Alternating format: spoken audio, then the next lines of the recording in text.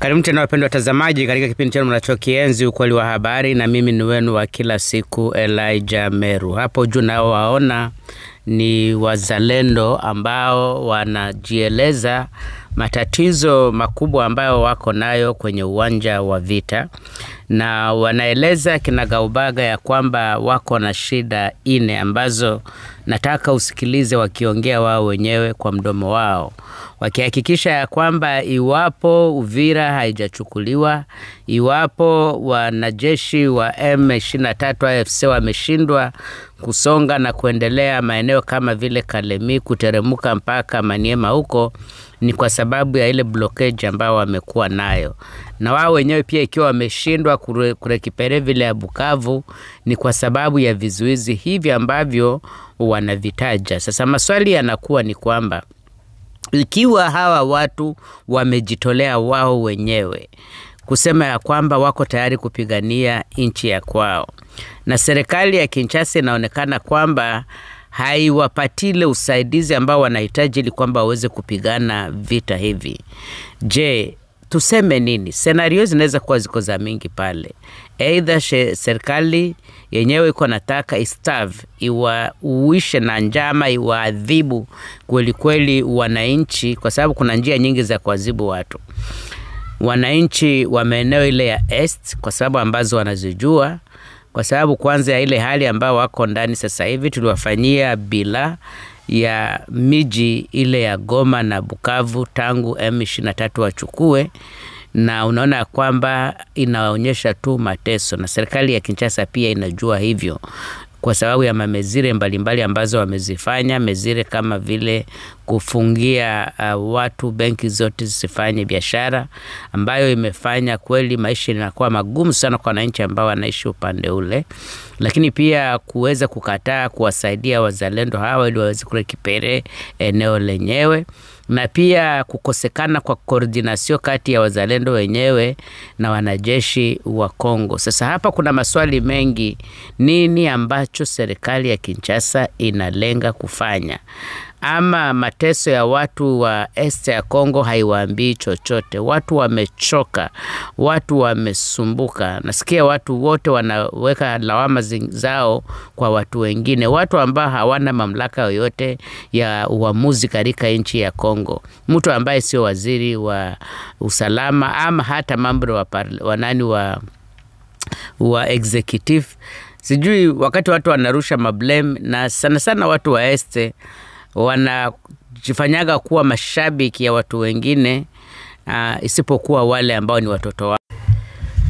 Ningependa tuweze kuwafuata wazalendo wenyewe wakiongea kinagaubaga matatizo ambayo wako nayo, alafu tuweze kurudi kwa koma. 2 kilometri hapa na Nyangezi. Sasa hii eneo yote tumeidhibiti kwa njia hapa mpaka Kamanyola mpaka Nyangezi yote, na nimezunguka Nyangezi yote. Najua wazee kama mmepata habari mingi sana na mingi mmedanganywa.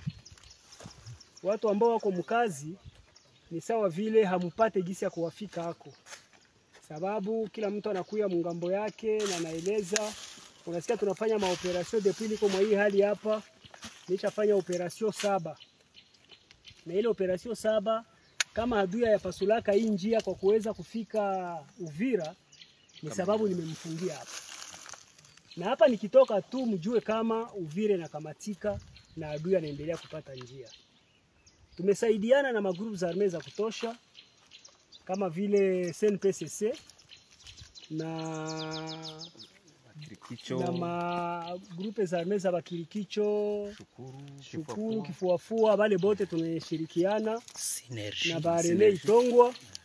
Sie bote en collaboration na Synergie, tunatumika en synergie. Sasa wakati tunatumika, tunajua kama sisi tumepungukiwa zaidi, kukosa vitu vinaitiwa vifaa. Vifaa ndio inatukomplike sana. Lakini kama sai tulishakuwa deja Bukavu, tuko na probleme ya communication. Tuko na probleme ya materiel ya vita.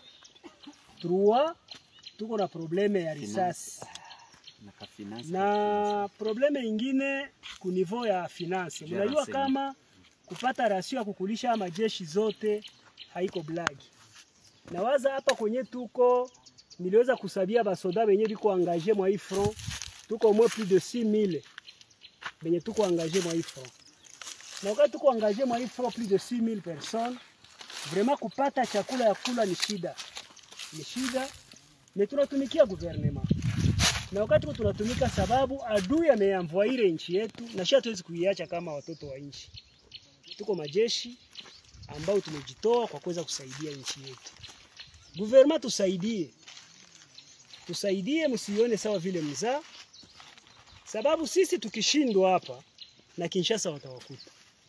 Sasa msifunge mikono Kinshasa muwazi aseme kama sababu tumetia kaka amani kidogo mwa hii eneo yenyewe tunakamata, yaani tumemaliza. Njoo kuanja. Njoo kuanja sasa. Mutie mabateri ya marsh, tusaidieni. Huku tuko na maeneo mingi yenye meme avion petit porteur teza shuka, na ile petit porteur kushuka na mtatuletea vitu ambao tutafanya navyo kazi. Fikisha hii habari kwa excellence chef de l'etat, ayue kama vraiment tuko hapa tuko tunapigana sababu ya nchi yetu. Hatupigane juu yake hapana. Tunapigana sababu ya nchi yetu.